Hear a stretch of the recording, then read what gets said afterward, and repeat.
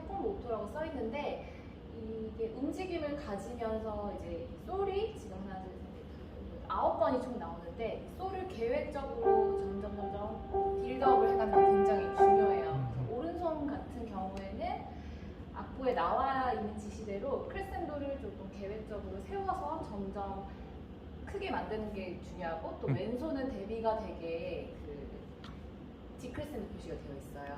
그래서 이걸 지키면서 전체적인 악상은 피아노로 표기가 되어 있기 때문에 오른손에 크레센도를 계획적으로 세우고 왼손은 이미 깊이 있는 소리를 낸 상태부터 점점 사그러가는 느낌으로 표현을 해주는 게 첫 시작의 도입부에서 가장 포인트라고 할 수가 있어요. 그리고 또 이제 보면 16분 음표들이 굉장히 악보에 나와 있는데 사실 멜로디는 이 선율들이에요. 이 나머지 16분 음표들이 내성들이 튀어나오지 않도록 밸런스를 잘 조절하는 게 중요한데 특히 손목을 주요 멜로디를 연주를 할 때는 손목을 낮춰서 최대한 깊게 연주를 하고 내성 같은 경우에는 위로 손을 띄우는 느낌으로 소리가 이렇게 공기적으로 보내는 느낌으로 이런 오른손 연습을 자기 소리를 좀 들으면서 하는 부분들이 포인트라고 할 수 있습니다. 그리고 여기서 중요한 건 왼손의 베이스가 그러니까 대부분 이 멜로디만 생각을 해요. 근데 이 곡뿐만이 아니고 발라드뿐만이 아니고 대부분 쇼팽도 그렇지만 왼손을 학생들이 많이 그냥 반주로 생각을 하고 소울이 치는데 베이스 라인이 나머지 16분 음표를 다 끌고 갈 때의 그런 원동력이 되거든요. 가장 첫 소리들이. 그래서 베이스는 항상 페달을 우리가 쓰기도 하지만 페달 없이도 조금 연습을 할 때 이 첫 소리가 항상 마디마다 다 항상 변함없이 나올 수 있도록 연습을 해주는 게 중요해요. 그래서 베이스와 이 도입에서는 베이스의 첫 소리를 놓치지 않고 그다음에 오른손에 지금 8번 음표들 라인을 계획적으로 세워서 악보에 제시된 대로 악상들을 지켜서 연주하는 것. 그리고 이게 지금 솔솔솔 발라드 같은 경우에는 조금 제가 생각할 때는 이게 입시곡이기도 하지만 테크닉적으로도 어려운데 음악적인 게 굉장히 어렵다고 생각을 해요. 그래서 좀 자기가 상상을 하면서 좀 더 치면 좋을 것 같아요. 예를 들면은 이게 많은 연주자분들이 해석한 것도 사실 참고를 할 수도 있는데 이 소리 여러 번 나올 때 굉장히 그냥 단순하게 뭐 점점 커져야지 이렇게만 생각을 또 일차원적으로 해도 안 되고 이게 예를 들면 멀리서 이미 사실 들려오다가 이게 지금 다섯, 여섯, 일곱, 여덟, 뭔가 저쪽에서 사람이 멀리서 걸어오는데 이제 내 앞으로 가까이 다가오는 느낌 그런 식으로 어떤 형상이 점점 가까이 다가오는 느낌으로 이 솔을 표현을 해주셔야 될 것 같아요. 그리고 솔이 물론 도입이긴 하지만 또 포인트는 이게 곡이 처음처럼 너무 사실 학생들이 막 루바토나 이게 첫 소리에 굉장히 무게감을 가지고 치거든요. 근데 이거는 이미 예를 들면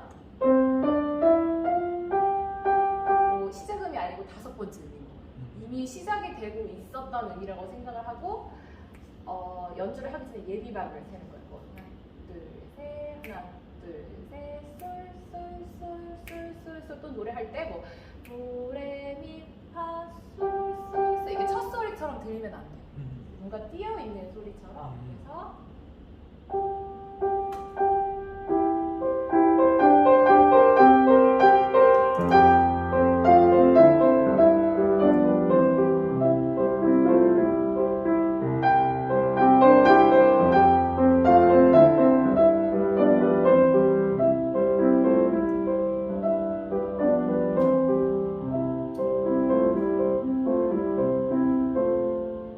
그래서 여기까지가 도입부라고 할 수가 있는데 또 하나 더 알려드리면 그 두 번째 줄에 보면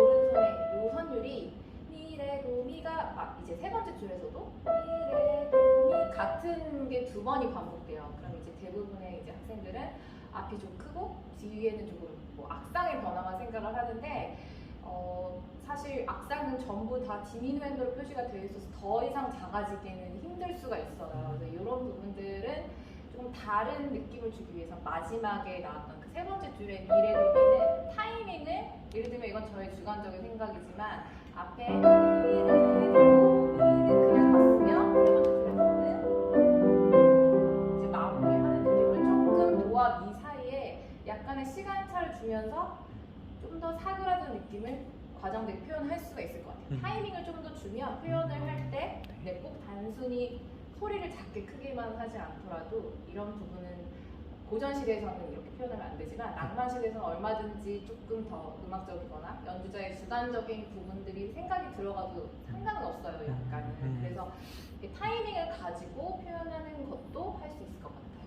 네. 이 부분은 예를 들면 전 도입에서 약간 뭐 멀리서 사람이 다가오는 느낌 이렇게도 생각을 했지만 스토리를 상상하면 좋은 게 아니면 도입은 꿈을 꾼 거예요. 뭔가 내가 꿈속에서 굉장히 뭔가 좋은 꿈 아니면 달콤한 꿈을 꿔서 굉장히 이게 선율이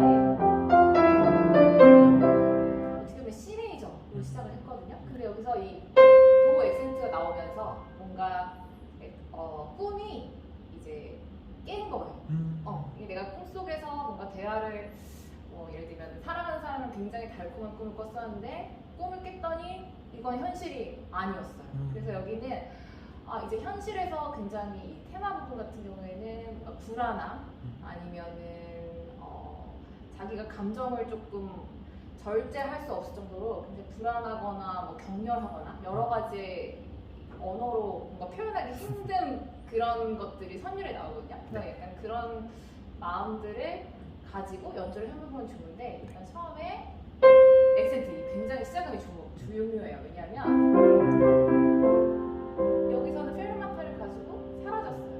이제 꿈에서 꿈이 끝났다는 걸 이 액센트 굉장히 깊게 시작을 해주고 그 다음 레쪼 보체 이 여기 악보에 제시되어 있는 이런 용어들은 반드시 지켜줘야 되는데 소리를 낮춰서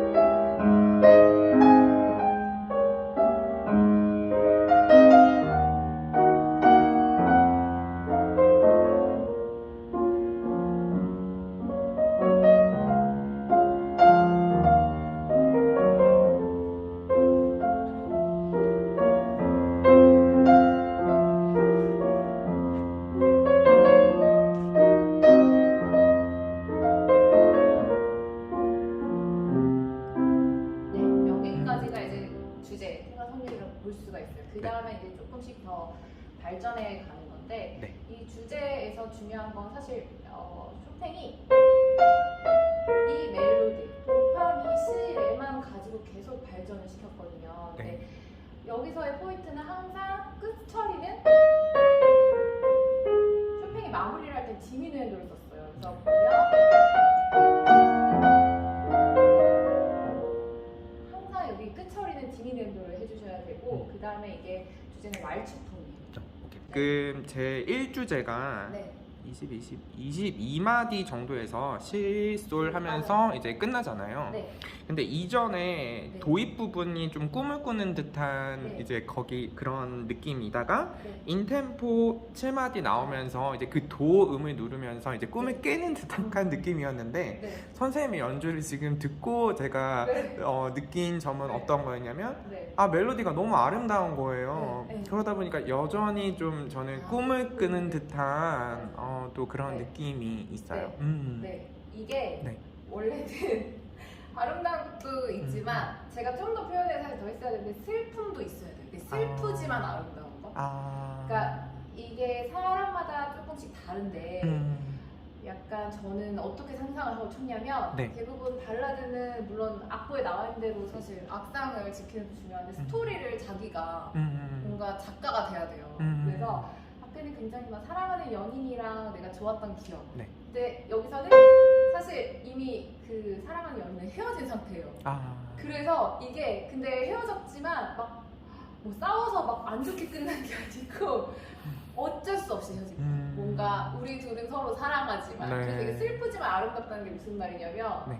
둘은 너무 아직 사랑하는데 무언가의 어떤 이유에 의해서 헤어졌기 때문에 다시 우리는 서로 사랑하지만 연결될 수 없는 거 그런 마음을 가지고 쳐야 돼서 네. 아름답지만 좀 더 사실 학생분들이 많이 연주를 하면 애절하게 더 표현을 하셔야 돼요. 저처럼 이렇게 아름답게 하지 않고 슬프게 더 슬프고 아름답게 네.